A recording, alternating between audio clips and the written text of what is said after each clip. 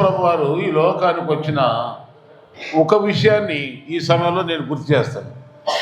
యేసు ప్రభు వారు 3 రకాలైన శత్రువుల్ని ఓడించడానికి, వాటి మీద జయం మనకి ఇవ్వటానికి యేసు ప్రభు వారు ఈ లోకానికి వచ్చాడు. 3 రకాలైన శత్రువులు ఎవరంటే, చూడండి మత్తయి సువార్త 10:36 అక్కడ ఏముందంటే ఇంటి శత్రువులు అంట. 3 రకాల శత్రువుల గురించి యేసు ప్రభువే స్వయంగా చెప్పాడు. మొదటి శత్రువులు ఎవరంటే ఇంటి శత్రువులు, రెండవ శత్రువులు ఎవరంటే సాతానుడు, మూడవ శత్రువు ఎవరంటే మరణం. ఈ 3 విషయాలు మీకు క్లుప్తంగా చెప్పి మీకు మీ మనసులో పెడతాను. చూడండి, ఎలాగ ఇంటి వాళ్ళు శత్రువులు అవుతారు, ఇంటి వాళ్ళు శత్రువులు అవుతారు. చూడండి, బైబిల్లోనుంది. అక్కడ మత్తయి సువార్త 10:36-37 మనం చూస్తే, ఒక మనుషుని ఇంటి వారే అతనికి శత్రువులగుదురు. తండ్రినైనను తల్లినైనను నాకంటే ఎక్కువగా ప్రేమించువాడు నాకు పాత్రుడు కాడు. కుమారునైనను కుమార్తెనైనను నాకంటే ఎక్కువగా ప్రేమించువాడు నాకు పాత్రుడు కాదు అని మత్తయి సువార్తలో 10:36-37 మనం చూస్తాం. ఇక్కడ చూడండి, ఇంటోళ్ళే శత్రువులు అవుతారని, దీని గురించి మత శాందోషులు కూడా, అనగా క్రైస్తవ మతానికి విరోధులైన వాళ్ళు కూడా అంటారు, యేసు ప్రభువు వచ్చింది ఇంట్లో చుచ్చులు పెడతాకు వచ్చాడు అని తెలియక అంటారు. దాని అర్థం వాళ్ళకి తెలియదు. దాని గురించి మీకు వివరంగా చెప్తారు, మీరు కూడా ఇతరులకు చెప్పండి. యేసు ప్రభువు అక్కడ అన్న మాట ఏంటంటే, మనం ఇంట్లో ఉన్న వాళ్ళందరూ కూడా ఒకే మనసు కలిగి ఉండరు. గుర్తుపెట్టుకోండి, ఇంట్లో ఉన్న వాళ్ళందరూ ఒక తల్లి కడుపును పుట్టిన వాళ్ళందరూ ఒకలాగా ఉండరు. ఒక రక్తంతో ఒక తల్లి కన్నా వాళ్ళు ఒక్కొక్కళ్ళు ఒక్కొక్క డిఫరెంట్గా ఉంటారు. అందరూ ఒకలాగా ఉండరు. ఎందుకు? మనలోనే మనం భార్యాభర్తలే ఉంటారు. భర్త ఒకలాగా ఉంటాడు, భార్య ఇంకోలాగా ఉంటుంది. భర్తకు ఒకటి ఇష్టమైతే భార్యకు ఇంకోటి ఇష్టం అవుతుంది. అనగా ఒక చోటే ఉంటాం, ఒకే గిన్నెలో తింటాం, ఒకే చోట వండుకుంటాం, ఒకే చోట పండుకుంటాం. కానీ మన ఇండ్లు, మైండ్ సెట్లు, విలాసులు, మనసులు వేరువేరుగా ఉంటాయి. కనుక చూడండి, అయితే దీని అర్థం ఏంటంటే, ఈ ఇంటి శత్రువుని ఎలా జయించాలో ఒక సింపుల్ చిట్కా కూడా యేసు ప్రభువు అక్కడే చెప్పాడు. అంటే అర్థం ఏంటంటే, ఒకళ్ళు ప్రార్థనకి వెళ్దాం అంటాం, మరొకళ్ళు ఇంట్లోనే ఒకళ్ళు ఏమంటారు, ఇప్పుడు వద్దులే అంటారు. ఒకళ్ళు బాప్తిసం పొందామంటారు, ఇప్పుడు కాదు తర్వాత అంటారు. రకరకాలుగా తల్లిదండ్రులేమో పిల్లల్ని నాటకపరుస్తారు. కొన్ని సంవత్సరాలనేమో పిల్లలే తల్లిదండ్రులకి శత్రువులుగా ఉంటారు. భర్తకు భార్య శత్రువుగా ఉంటుంది. ఇక్కడ దైవిక విషయాల్లో వినండి, దేవుని విషయంలో, ఆయన విషయంలో చెబుతున్నాడు. అనేకులు కొందరు అంగీకరిస్తారు, ఒక ఇంట్లోనే నా గురించి మీకు విరోధం వస్తుంది. యేసయ్య చెప్పిన మాట, నా గురించే మీ ఇంట్లో విరోధం వస్తుంది. అయినా నాకంటే ఎక్కువగా మీరు ఎవరిని ప్రేమించినా మీరు నాకు పాత్రులు. అది అక్కడ వివరించాడు. తల్లినైనను తండ్రినైనను పిల్లలనైనను ఎవరినైనాను నాకంటే ఎక్కువగా ఎవరిని ప్రేమించినా కానీ మీరు నాకు పాత్రులు కారు. అదొక్కటే గుర్తుపెట్టుకోండి. అంటే ఇంటి శత్రువులను జయించాలంటే మనం ఎలాగో చూద్దాం. కొన్ని మాటలు మీకు చెప్తాను. యేసు ప్రభు వారి ఇంట్లోనే వద్దాం, బయటికి వెళ్ళొద్దు. చూద్దాం ఒకసారి. యోహాను సువార్త 7:5 ఏముంటుందో చూడండి. యోహాను సువార్త 7:5 ఏముంటుందంటే, అక్కడ ఆయన సహోదరులైనను ఆయన యందు విశ్వాసం ఉంచలేదు. అంటే యేసు ప్రభు వారు పుట్టిన తర్వాత మళ్ళా మరియమ్మ గారికి పిల్లలు కన్నారు. ఆ సహోదరులు అంటే ఎవరు? యేసు ప్రభునందు విశ్వాసం. మరి ఇప్పుడు శత్రువులే కదా. రెండవది ఇంకోటి చూడండి, యోహాను సువార్తలోనే 7:3 7:3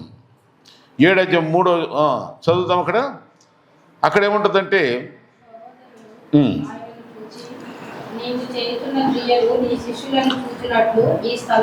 నీవు అంటే అక్కడ పండగకి వెళ్ళాలి. మొదటి నుండి చూస్తే పర్ణశాల పండగకి వెళ్ళాలంటే ఆ పండగకి వెళితే యేసు ప్రభుని పట్టుకుంటారని తెలుసు ముందుకు యేసు ప్రభుకి.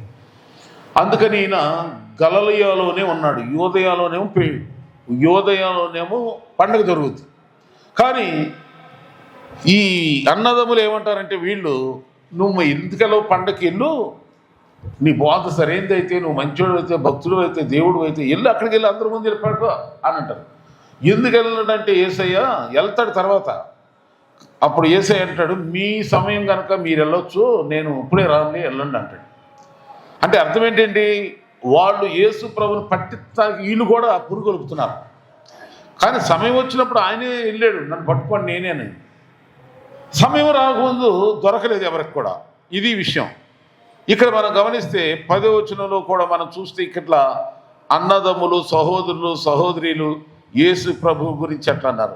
ఇంకో మాట చూడండి, మార్కు సువార్తలో 3:20-21లో మనం చూస్తే అక్కడైతే తన ఇంటివారంట, ఇంటివారు యేసు ప్రభు నన్ను ఏమంటున్నారంటే ఈయన మతి చెల్లించింది అంటారు. ఆయనేమో ఆకలిగా తింటానికి కూడా టైం లేక అలిసిపోయింటే అక్కడ ఏముందంటే మార్కు సువార్త 3:21 ఆయన ఇంటివారు ఆ సంగతి విని ఆయనకి మతి చలించిందని చెప్పి ఆయన పట్టుకోపోయారు. చూసారా, ఇలా పిచ్చి పట్టింది, భక్తి పిచ్చి పట్టింది అని మన ఇంట్లో వాళ్ళే, మొదటగా ఇంట్లో వాళ్ళే. ఇంకా యోహాను సువార్త 1:11 చూద్దాం రండి. యోహాను సువార్త 1:11 ఉంది. 1వ అధ్యాయం 11 ఏంటంటే, ఆయన తన స్వకీయుల ఎదుకు వచ్చాను, ఆయన స్వకీయులు ఆయనను అంగీకరించలేదు. కనుక యేసుప్రభు వారి ఇంట్లోనే ఆయన దేవుడై ఉండి ఆయనకే ఇంట్లో వాళ్ళు విరోధంగా ప్రవర్తించారు. మన బోటోళ్ళు ఏం పెద్ద లెక్క అంటారా? అందుకని మరి యేసుప్రభు వారికి తల ఉంచాడా? 3 ఉదాహరణలు చెప్తాను త్వరగానండి. కానాను పెండ్లి ద్రాక్ష విందులో మరియమ్మ వచ్చి ఏమంది, తల్లే వచ్చి ఏమంది, అయ్యా నీళ్ళు ఇక్కడ ద్రాక్ష రసం ఎక్కువ చూడు అంది. ఆయన ఏమన్నాడు మరియమ్మ గారిని? ఏమన్నాడు? అమ్మ నా సమయం ఇంకా రాలేదన్నాడు. అంటే పట్టించుకున్నాడమని తల్లిని గౌరవించాడు, కానీ తల్లి చెప్పినట్టు విన్నారా? తర్వాత మరియమ్మ గారే యేసుప్రభు వారు ఎక్కడో బోధ చేస్తుంటే పిల్లల్ని వేసుకుని ఇంకా మిగతా వాళ్ళని వేసుకుని వెళ్ళి, అదిగో నేను వచ్చానని చెప్పండి, పిల్లలు మేము వచ్చాము అని చెప్పండి అని ఎవరు కబురు పెడితే ఆయన అన్నాడు, నా తల్లి ఎవరు, నా సహోదరులు ఎవరు అంటే లెక్క చేశాడా? అంటే మనం కూడా ఎవరిని లెక్క చేయకూడదు చెప్పండి. ఇప్పుడు మాట్లాడండి, ఇంట్లో వాళ్ళే, తల్లే, సహోదరుడే, నీ పిల్లోడే, ఏమనాలి మనం? నువ్వెవరివి అన్నాను. దేవుని దగ్గరికి వెళ్ళకుండా చేయడం నువ్వెవరివే? నీ తమ్ముడిని కదా, నీ అన్నను కదా, లేకపోతే నీ తల్లిని కదా. తల్లి తర్వాత చూసుకుందాం, ఇంటికాడ చూద్దాం, ముందు పో, గెట్ అవుట్.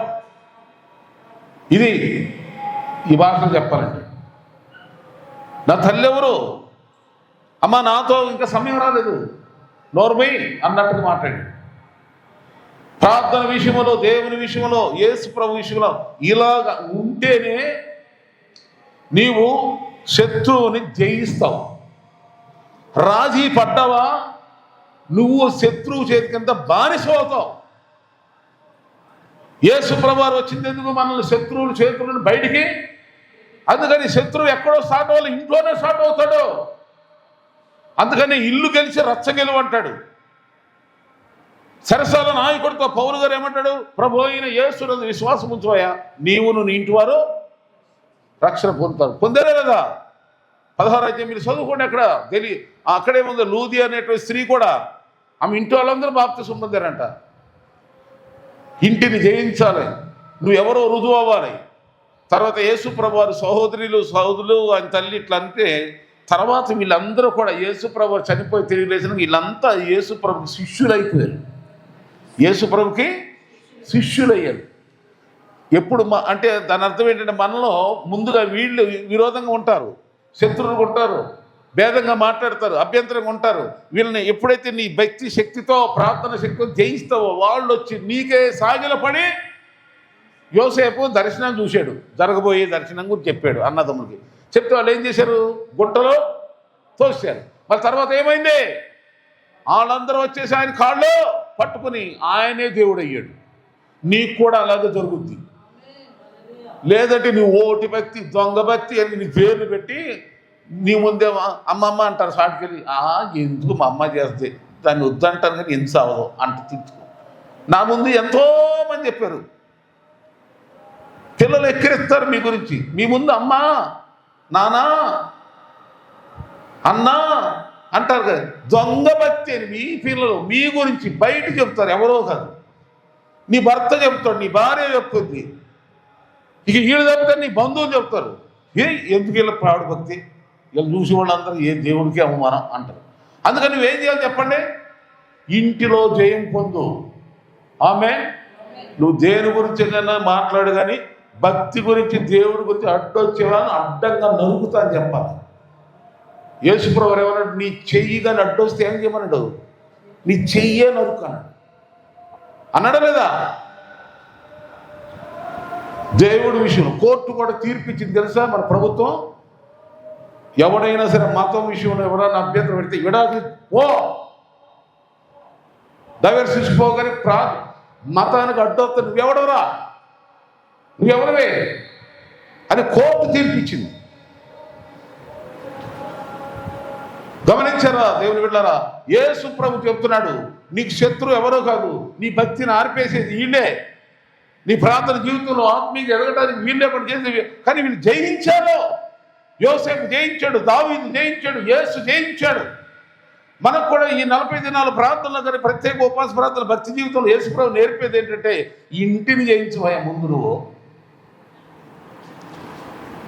చాలామంది తెలియక చెప్తారో తెలిసి చెప్తారో నాకు అర్థం కాదు. సిగ్గు అనిపించుద్దో ఏమో. ఇంట్లో వాళ్ళ గురించి చెప్తారు. ఇంట్లో వాళ్ళు ఎవరు నిన్ను ఆపటానికి అంటే నువ్వు అర్థం ఏంటి, ఎవరు నువ్వు? ఇల్లునే నువ్వు జయించలేని భక్తి ఏం భక్తి నీది, ఏం ప్రార్థన, ఏం విశ్వాసమే? రోషం లేదా, పౌరుషం లేదా? తెలియక చాలా మందిని అనుకోవటం తెలియదు. మా అమ్మే కదా, మా నాన్నే కదా, మా ఆయనే కదా, మా ఆవిడే కదా, మా పిల్లలే కదా అని అనుకుంటారు. పాపం వాళ్ళలో నుండే దయ్యం నిన్ను ఆపేస్తుందని తెలియదు నీకు. ఇప్పుడు తెలుసుకో, దేవుని విషయంలో ఎవరైనా ఆటంగా పరిచారో జాగ్రత్త, సీరియస్గా ఉండండి. వాళ్ళు ఎంత ప్రేమించిన వాళ్ళైనా సరే. ఇప్పుడు చూడండి, చిన్న ఉదాహరణ చెప్తా. నాకెంతో పసిపిల్లలు, మా మనవరాళ్ళన్నా మీ పిల్లల పసిపిల్లలు ఎవరైనా ఇష్టమే, ఆడుకుంటా వాళ్ళు చూడగానే నాకు చాలా ఇష్టం. ప్రార్థన దగ్గరికి కానీ అడ్డొచ్చారో ఊరుకోను. నా పిల్లలు కూడా అంతే, నా పిల్లలు కూడా అంతే. నేను వాక్యం చెప్పేటప్పుడు కానీ ప్రార్థన జరిగేటప్పుడు కానీ అడ్డొచ్చారో ఉండేది. నువ్వు చెప్పినాక వినలేదనుకో, ప్రార్థన అయినాక ఉంటుంది దానికి పెళ్ళి అని ఒక 4 సార్లు ఇచ్చాను సెంటింగ్. బాగా బెత్తం పట్టు ఎరగొట్టి వదిలిపెట్టాను. అప్పటి నుండి అసలు ఇదిగో ప్రార్థన అయినాక డాడీకి చెప్తాను అని అన్నారో అంతే, కూర్చోండి. ప్రార్థన విషయంలో అడ్డొస్తే కొట్టేసేస్తారు పిల్లలు కూడా. అందుకని ఇప్పుడు ఈ రోజున ప్రార్థన నేర్చుకోగలిగారు నా పిల్లలు. ఏదో గొప్పవాళ్ళే నేను చెప్పలేదు, కానీ దేవుడు మాటలు నేర్చుకున్నారు, ప్రార్థన నేర్చుకున్నారు, వాక్యం నేర్చుకున్నారు. నీ ఇంటిని జయించు ఫస్ట్. నీ ఇంటిలో బాధ అందరూ నిన్ను బట్టి రావాలి, ప్రార్థనలో మండాలి, దేవుళ్ళు సాగాలి. లేదా ఇదిగో సైతానుడే వాళ్ళని అడ్డం పెట్టుకుని నిన్ను అనిసిపాడేస్తాడు, నిన్ను కృంగదీసేస్తాడు, నిన్ను సమాజంలో మంచి పేరు లేకుండా చేసి, దేవుని దృష్టిలో కూడా మెప్పు లేకుండా చేసి, ఎటు కానిటువంటి విధంగా నీ బ్రతుకు భక్తి జీవితం పాడైపోతుందా అయ్యా. అందుకని యేసు చెప్పిన మొదటి శత్రు ఎవరో చెప్పండి ఇప్పుడు? ఇంటోళ్ళే. జాగ్రత్త, ఇంటిని జయించు. రెండవదిగా చూడండి, రెండవది ఎవరో చూద్దాం. అపవాది మత్తయి సువార్త 13వ అధ్యాయం 24వ వచనం 25వ వచనంలో మనం చూద్దాం. మత్తయి సువార్త నేను చదివేస్తున్న అన్ని వచనాలు చదవలేను, కానీ 42 వరకు ఉంటుంది. 13వ అధ్యాయం 24 నుండి 42 వరకు మత్తయి సువార్త. యేసుప్రభు ఒక ఉపమాన రీతిగా చెప్పాడు. పొలంలోనంట విత్తనాలు చల్లారంట. ఒక ఉపమానంగా చెప్తున్నాడు. అపవాది యొక్క అపవాది ఎలా శత్రువో చెప్తున్నాడు ఉపమాన రీతిగా. పొలంలో ఒక రైతు విత్తనాలు చల్లాడు, గోధుమలు చల్లాడు. గోధుమలు చల్లితే ఆ పొలము యజమానుడు నిద్రపోచుండగా శత్రువులైన వాళ్ళు వచ్చి ఏం చేశారంట, గురుగులు కూడా జల్లే వరకు ఈ 2 కలిసి ఎదుగుతున్నాయి. అప్పుడు ఆ పని వాళ్ళు వచ్చి, అయ్యా మనం జల్లింది గురుగులే కదా, అది గోధుమలు జల్లాం కదా, గురుగులు ఎలా వచ్చినాయి? మరి ఈ గురుగులు ఏరేస్తాం, తీసేస్తాం అంట. వీళ్ళ కోపం వచ్చి కలుపు తీసేస్తాం అన్నారు. అప్పుడు అన్నాడంట యజమానుడు, ఇదిగో మీరు ఆ గురుగులు తీసేటప్పుడు ఈ గోధుమలు కూడా ఈ మొక్కలు కూడా పెరిగిపోతాయి కనుక ఆగండి అన్నాడు. రెండింటిని కలిసి ఎదగనివ్వండి. ఎదిగిన తర్వాత కోతకాలం వస్తుంది కదా, కోసినప్పుడు ఏం చేద్దాం? గోధుమలు తీసి మంచి కొట్లు వేద్దాం. ఈ గురుగులు తీసుకెళ్ళి ఏం చేద్దాం? కాల్చి అవతల పారేద్దాం అని అంటాడు. దీని అర్థం ఏం చెప్పాడు? మరి ఆ గురుగులు ఎవరు చల్లారంట? యేసుప్రభు చెప్పాడు, శత్రువైన అపవాది అని ఉంది అక్కడ. అపవాది మీరు చదువుకోండి, 13:24 నుండి 42 వరకు. అపవాది బైబిల్లో రాయండి అక్కడ. అపవాది, శత్రువైన అపవాది. మనుషులు నిద్రిస్తుండగా, మైమరిచి జీవిస్తుండగా, ప్రార్థన జీవితం, ఆత్మీయ జీవితం లేకుండా ఉంటే, రోషం పాసం లేనటువంటి వాళ్ళ మధ్యలో దెయ్యం దూరేసి ఇది ఎట్టాగో చెబుతాం. చూడండి, దేవుడు మనల్ని గురుగులుగా ఉంచాలని చూసుకుంటాడా? గోధుమలు మనము గోధుమలే. గోధుమ అంటే శ్రేష్టం, అంటే మన శ్రేష్టమైన మంచివారిగా దేవుడు ఎన్నుకున్నాడు. కానీ మన మంచిని చెడగొట్టడానికి గురుగులు దుష్టుడు ఇత్తుతాడు. ఇది ఎలాగా? మనం మంచి తీర్మానం చేసుకుంటాం, మంచి యోచన కలిగి ఉంటాం, మంచి ఆలోచన కలిగి ఉంటాం, దేవుని విషయంలో చాలా హార్ట్ఫుల్గా, హృదయపూర్వంగా, మనపూర్వకంగా జీవిస్తాం. కానీ అపవాది వచ్చి అవ్వమ్మతో చెప్పినట్టు, ఇది నిజమా? తోటలో ఉన్న చెట్లు ఫలాలన్నీ తినమన్నాడు కానీ మీ దేవుడు అదెందుకు తినొద్దు అన్నాడు. అక్కడే దేవుడు మీకు ఏదో ఫిట్టింగ్ పెట్టాడు. అంటే మీరు డెవలప్ అవ్వటం దేవుడికి చెప్పండి ఇష్టం లేదు. నా మాట ఏనంటే మీరు అది తింటున్నారా? మీరు అసలు ఇక దేవుడేం పనికి వస్తాడు మీ ముందు? దేవుడేమి రెచ్చగొట్టేసింది. అంటే ఇక్కడ మేము వాకింగ్ చెప్తాం, బోధ చేస్తా. ఈ బోధ చేసిన తర్వాత కొందరు పాస్టర్ గారు చెప్పినట్టు వినాలి. వాకింగ్ జరిగింది కదా, అయ్యగారు భలే చెప్పాడు, ఆత్మపోని చెప్పాడు, చెయ్యాల్సిందే అనుకుంటాం. ఇంకొక విశ్వాసులో నుండి దయ్యం బయలుదేరి ఆయన అట్టగా అంటాడు. మన బాధలు ఆయనకి ఏం తెలుసు? ఏమంటుంది దయ్యం? ఆయన అట్టగా చెప్తాడు. మన కష్టం ఆయనకి ఏం తెలుసు? ఏదో వీళ్ళకే తెచ్చినట్టు, నాకేం తెలియనట్టు. ఆయనకి ఏం తెలుసులే. వేసేసింది ఒక ఇత్తనం. వేసేవారికి ఏం చేస్తారు చెప్పండి? అప్పుడు ఆ విశ్వాసం అనుకుంటుంది, నేను దేవుని మందిరం నిర్మాణం కోసం ఒక ₹1,00,000 ఇచ్చేద్దాం అనుకుంది అనుకో. ఈ దెయ్యం వేసిన ఇత్తనం ఏం చేసి చెప్పండి? తగ్గించేస్తుంది. ప్రార్థనలు తగ్గిపోతాయి, అటెండెన్స్ తగ్గిపోతాయి, దైవికంగా వైరాగ్యంతో జీవించే ఆ భక్తి జీవితం అంతా కృంగిపోదు.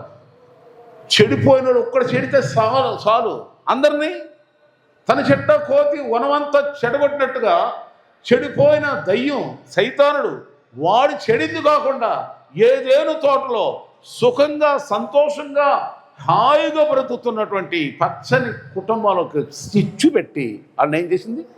ఆ అందులో లేకుండా తరివేసింది. దేవునికి దృష్టికి కోపం రేపే పనులు చేసింది దయ్యం. ఇప్పుడు కూడా అదే చేసింది.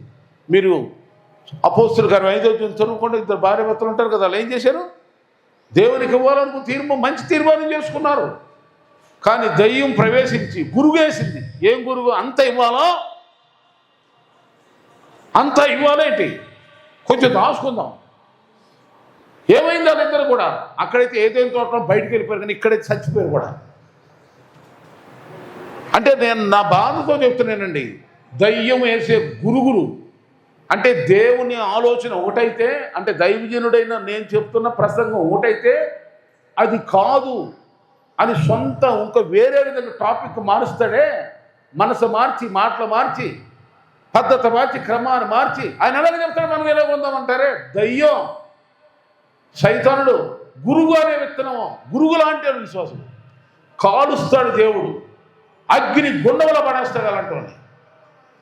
అందుకనే నువ్వు గురువులాగా ఉన్నావంటే జాగ్రత్త. నువ్వు గురువులాగా ఉన్నావంటే దాని అర్థం నువ్వు మురిసిపోమాక, నిన్ను దయ్యం వాడుకుంటాను. సైతానుడు నీ దారి తప్పిస్తున్నాడు. నువ్వు తప్పి నిన్ను నరకాన్ని తీసుకెళ్ళిపోదు. మళ్ళీ నువ్వు వేరే వాళ్ళు చెడగొడతానికి ప్రయత్నం చేశారా? జాగ్రత్త. విశ్వాసులైన వాళ్ళు మీ అందరూ చెప్తున్నానండి, ఇదిగో ఎవరు చెప్పిన మాట వినకూడదు. వినాలా? దేవుని విషయంలో దేవుని విషయంలో, దేవుని వాక్యం విషయంలో ఎవరు చెప్పినా వినకూడదు. వాక్యం ఎలా ఉంటే అలాగే చెప్పండి. వాక్యం ఎలా ఉంటే అంతే, రాజీ పడకూడదు. వాక్యం ఇప్పుడు నేను ఉన్నాను, నేను బైబిల్లో నుండి చెప్తున్నానా లేదా సొంత మాటల? చెప్పండి, సొంత మాటల దేవుని మాటల? బైబిల్ మాట చెప్పాడు కదా దైవజనుడు. అది కాదంటే నువ్వెవరు అని ఎదురు చెప్పి వాదించి దుష్టుని జయించండి, దేవునికి లోబడండి. లేదా సైతానుడు మిమ్మల్ని బానిసలు చేసి, పాడు చేసి, నాశనం చేసి, మిమ్మల్ని ఎటుగా పని చేసి పడేస్తాడండి. బాధతో చెప్తున్నా, దయచేసి వినండి. అలా ఎంతోమంది చెడిపోయి నాశనం అయిపోయిన నేను చూశా. ఆయన్ని వివరించి నేను చెప్పలేను. కనుక దేవుని బిడ్డలారా ఇక్కడ గమనించండి, శత్రువైన సైతానుడు మొట్టమొదటిగా ఇంట్లో పనిచేస్తాడు. రెండవదిగా మన ఆలోచనలు, తలంపులను, భక్తి విధానం, మన జీవితాన్ని తారుమారు చేసేస్తాడు. చర్చిలో చెప్పింది ఒకటైతే మనం ఇంకొకటి నేర్పిస్తాడు. చెడు బుద్ధి, చెడు ఆలోచన నేర్పించి వంకర మాటలు, వక్ర బుద్ధులు పుట్టించేసి అసలు వెళ్ళి నేర్చుకున్నది ఒకటైతే, చెప్పింది ఒకటైతే, చేసేది ఇంకోటే. భలే చేస్తున్నాం, భలే అనుకోమాకండి. దయ్యం నిన్ను మోసం చేస్తుంది, దురాత్ముడు నిన్ను నాశనం చేయడానికి ఇష్టపడుతున్నాడు. యేసై వచ్చింది అందుకోసమేనా నువ్వు ఇలా మోసపోటాక? 2 కొరింథీ పత్రిక 11వ అధ్యాయంలో మీరు చూసేస్తే, మొదటి నుండి చూస్తే అక్కడ ఉంటుంది, అవ్వమను మోసపరిచినట్లు నేటి దినాల్లో కూడా దయ్యం ఏం చేస్తుందంటే మిమ్మల్ని కూడా మోసపరుచుద్దేమో. అపోస్తలుడు పౌలు గారు అంటాడు, ప్రసవ వేదన పడుతున్నా మీ గురించి. అంటే ఒక దైవజనుడు మీ గురించి ఏం పడతాడంటే ప్రసవ వేదన అనిపిస్తాం, మీ వేదన అనిపిస్తాం మేము. ఎందుకనగా నేను ఇక్కడ చెప్పినటువంటి బోధ ప్రకారం మీరు నడుస్తారా, నడవరా? నడుగుతే బాగుండు, నడవరేమో. ఒక తల్లి పిల్లలను కనేటప్పుడు ఎంత వేదన పడుతుందో, ఒక దైవజనుడిగా నేను చెప్పిన ప్రసంగం అర్థం చేసుకున్నారా నా బిడ్డలు? అర్థం చేసుకుని వీటిని అనుసరిస్తారా లేదా? అనుసరించాలయ్యా అని వేదన. ఈయన విడిచిపెట్టేవారుగా ఉండొద్దు నాయన. అది కూడా పౌలు గారు వేదన పడుతున్నాడు. ఒకవేళ మేము ఆ వేదన పడినట్టుగా మీరు కూడా ప్రతి ఒక్కరూ దయచేసి వినండి. శత్రువుడు నీ మంచి గోధుమ లాంటి పంట పొలములో గోధుమలాగా ఉండవలసిన నీ జీవితంలో గురుగులు జల్లి మోసం చేసి నిన్ను కూడా ఆ కలుపు మొక్కలు చేర్చేసి నాశనం చేస్తాడని జాగ్రత్త. ఆమేన్. అందుకని బైబిల్ ఏం చెప్తుందంటే, అవిశ్వాసికి విశ్వాసికి సాంగత్యం, భక్తిహీనుడికి భక్తిపరుడికి సాంగత్యం. అందుకని ఎవరైనా భక్తిహీనమైన మాట కనీసం వాళ్ళకి ప్రైజ్ లోడ్ కూడా చెప్పమాకండి, వాళ్ళకి వందనం కూడా చెప్పకూడదని బైబిల్లో ఉంది. ఎవరైనా ఈ బోధ ప్రకారం ప్రవర్తించలేదా వాళ్ళకి వందనం చెప్పమని. వాళ్ళు ఎవరైనా ఉన్నాయి, వాళ్ళ పాస్టర్ ఏమని, చివరికి నేనైనా సరే, ఇంకంతకంటే ఏం చెప్పాలి మీకు? ఈ పౌలు చెప్తాడు, మేము ప్రకటించిన సువార్త కాక వేరే సువార్తను, గలతీ పత్రిక 1వ అధ్యాయం ఉంటుంది, పరలోకం నుండి దేవదూత వచ్చి చెప్పినా మీరు నమ్మద్దు. కనుక గురుగులు జల్లనెమ్మక, మెలుకుగుండు ఈ ప్రతి మాట నమ్మమాక. వీళ్ళు ఏం చెప్పిస్తున్నారు, అసలు నా శాపం కోరుతున్నారేమో, వాళ్ళు తిరిగి చెప్తారో తెలిసి చెప్తున్నారో, కానీ నేనైనా కొంచెం ఉండాలిగా నాకు అని ఆలోచన చేయగాని కొండగోరిలాగా గుడ్డుగోరిలాగా వెళ్ళి నశించే వాళ్ళతో నశించిపోద్దని ప్రభు పేరట మీకు మనవి. ఇక 3వ ఆ శత్రువు ఎవరంటే యేసు ప్రభు జయించిన శత్రువు మరణం అండి. ఏదండి? మరణాన్ని జయించాడు. ప్రపంచపు చరిత్రలో 200 పైగా దేశాలు ఉన్నాయి. ఎంతోమంది దేవుళ్ళు దేవతలు అనబడ్డ వాళ్ళు సత్యారు, సమాధులు కూడా కనబడట్లేదు. యేసు ప్రభు అయితే చనిపోయాడు, తిరిగి లేచాడని నేటికి ఆయన సమాధి ఉంది. కొన్ని కోట్ల మంది చూసి వస్తున్నారు. అంటే యేసు ప్రభు వారు ఒక్కడే మరణాన్ని జయించి చేశాడు. ఆమేన్. మరణపు ముళ్ళును ఏం చేశాడు? ఎర్రగొట్టేశాడు. మరణముతోనే సాగు కొట్టేశాడు. ఇనుముతో ఎరగొట్టాలన్నట్టుగా మరణముతోనే సాగు కొట్టేశాడు. ఎందుకనగా మీరు అనుకోవచ్చు, మరణం ఎక్కడ తెచ్చిందండి? మీరు 70, 40, 90 సంవత్సరాలు చచ్చిపోతాం కదా అనుకుంటున్నారు.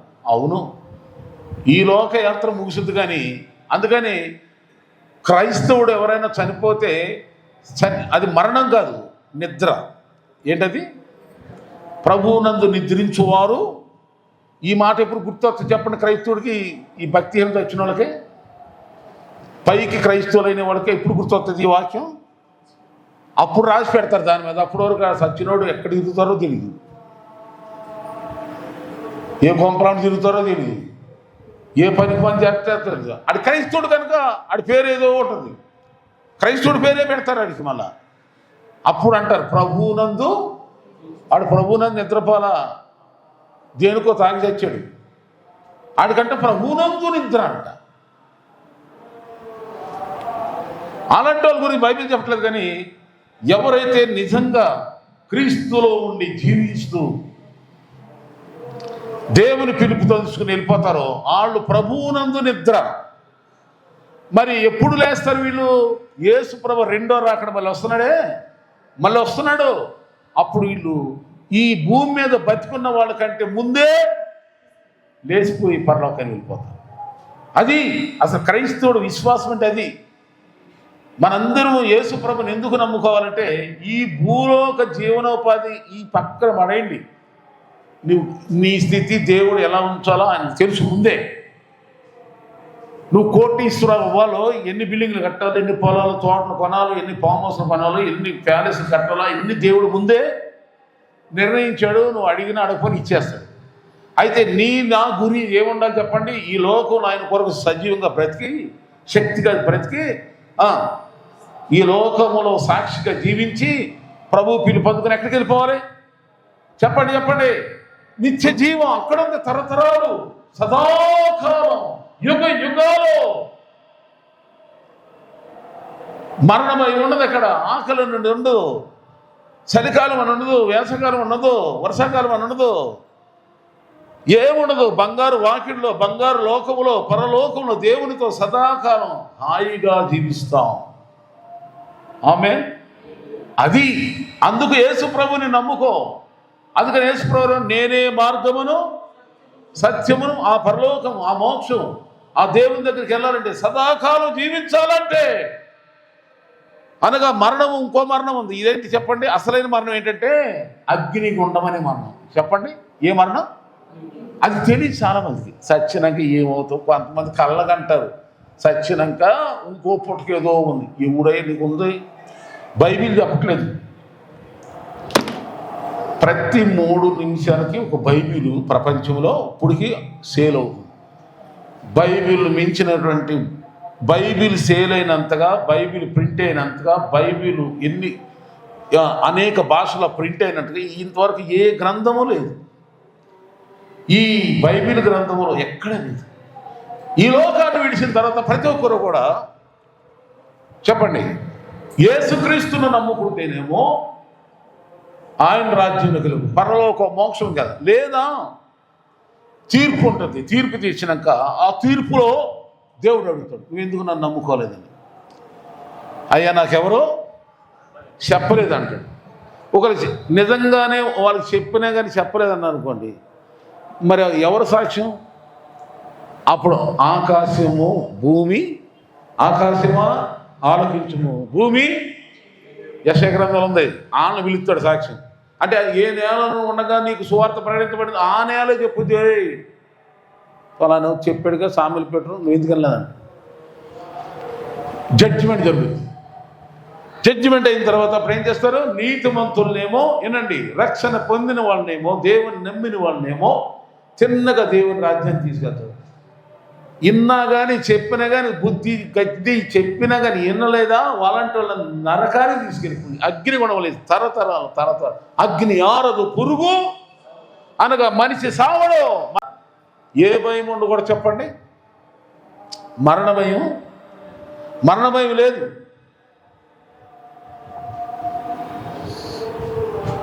ఒకవేళ మరణ భయంతో ఎవడన్నా భయపడ్డా ఎంతకాలం భయపడతాడు? భయపడితే అసలు ఎంతకాలం బ్రతుకుతాడు? ఒకవేళ నువ్వు భయపడుతున్నావు మరణాన్ని దేవుడు నిర్ణయించిన ఆ రోజులు ఏమైనా ఆగుతాయా? ఆగు. దేవుడు నిర్ణయించినటువంటి కాలంలో దేవుడు తీసుకెళ్ళిపోతాడు ఎవరినైనా. నరులారా తిరిగి రండి అంటే ఎవడైనా నేను రానంటకి వీలుందా? చర్చికి రా అంటే పని ఉంది. చర్చికి రామంటే ఏమంటాడు? డ్యూటీ ఉంది. దేవుడే నరుడా రా అంటాడు. అప్పుడేమంటా? ఓటీ చేసి వస్తానంటావా? అసలు నరులారా రండి అంటే అక్కడ ఓటీ అక్కడక్కడ దమ్మిమని పడిపోతావు, శవమైపోయి ఉంటావు నువ్వు. మరి చర్చికి రా, ప్రార్థన రా, ప్రభు నువ్వు వంకలో మరి దేవుని ముందు కూడా చెప్తుందంలే, అప్పుడు జరుగుద్ది. అందుకని నాకు బలము ఉన్నంత వరకు నమ్మలేదు నా యేసుని, నాకు డబ్బు ఉన్నంత వరకు ఇవ్వలేదు యేసయ్యకు, డబ్బంతా పోయాక చెప్పబట్టుకుని ఏడుతాను. బలమంతా పోయాక ఎవరు చూడలేదు, అయ్యా దేవుడా అప్పుడు ఏడు చేస్తావు కానీ ఇప్పుడే రమ్మంటున్నాడు యేసయ్య. దేవుని స్తోత్రం, హల్లెలూయా, దేవునికి మహిమ కలుగాక. ఈ 3 శత్రువుల మీద నీకు జయం ఇవ్వటానికి యేసుక్రీస్తు వారు ఈ లోకానికే వచ్చాడు. కనుక నువ్వు మళ్ళీ చెప్తున్నా, ఎవరు నీకు శత్రువులు? మొదటగా ఇంటోళ్ళు. యేసు అంటే ఇంటోళ్ళు అంటే అందరూ కదండి. నీ భక్తి జీవితానికి ఆత్మీయ జీవితానికి యేసయ్యకి నీకున్న మధ్యలో అనుబంధానికి అడ్డొచ్చేవాళ్ళు మాత్రమే. కొంతమంది చాలామంది ప్రోత్సహిస్తారు, అలాంటి వాళ్ళకి లేదు నేను చెప్పట్లేమా. ఆళ్ళని జయించు. రెండవదిగా చూడండి సైతనుడే. మూడవది ఎవరు? మరణ భయం. ఎవరిని మింగుతున్న వెతుకుతూ తిరుగుతున్నాడు దుష్టుడు. అందుకని మరణము ముళ్ళును ఎరగొట్టిన యేసును పట్టుకో, నీ ఆయుష్ పొడిగించబడింది. యోబుకి మరణ భయం వచ్చింది, కానీ నేను సావను అన్నాడు ఆయన. ఎందుకు సావాయి అంటే నేను బ్రతికి ఎంత దారుణమైన స్థితి నుండి దేవుడు నన్ను బతికించాడని చెప్పి నేను దేవుని క్రియలను దేవుని కొరకు జీవిస్తా, దేవుని క్రియలను కొనియాడతా అన్నవారికి దేవుడు ఏం చేశాడు చెప్పండి? వెంటనే యోబుని స్వస్థపరిచాడు, బతికించి మళ్ళా తిరిగి డబల్ డబల్ డబల్ బ్లెస్సింగ్ ఇచ్చేసి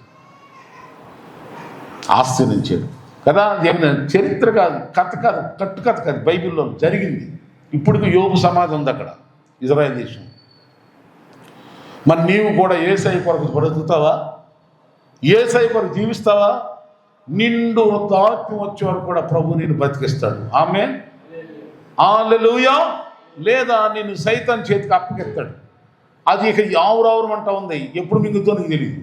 అందుకని మొట్టమొదటిగా నీ శత్రువు ఎవరంటే నీ భక్తి జీవితానికి అడ్డు వచ్చేటువంటి వాళ్ళు ఇంటోళ్ళైనా సరే. రెండవదిగా దుష్టుడు, అపవాది. 3 చెప్పండి, దుష్టుడు ఎలా పనిచేస్తాడు? తలంపులు, ఆలోచనలు. నువ్వు నేర్చుకున్నది ఒకటైతే చేసేది ఒకటైతే నీకు వ్యతిరేకమైన విధానం నేర్పిస్తుంది. దేవుడు చెప్పింది ఒకటైతే దయ్యం ఇంకోలా చెప్పింది. ఇక 3వది ఎవరు చెప్పండి? మరణం. ఈ మరణ భయం లేకుండా చేసింది ఎవరొక్కరంటే ప్రపంచంలో దేవుడు, దేవతలకు దేవుడు, రాజులకు రాజు, ప్రభు అయినా యేసు మాత్రమే. వనికి పారిపోవాలి, రోగాలు పారిపోవాలి, దయ్యాలు పారిపోవాలి, సమస్యలు పారిపోవాలి, దరిద్రం పారిపోవాలి. సమస్త పైన నీకు దేవుడు జయం ఇవ్వాలంటే జయించిన యేసును పోలి జీవించు. దేవుడు మిమ్మల్ని ఆశ్రయించును గాక.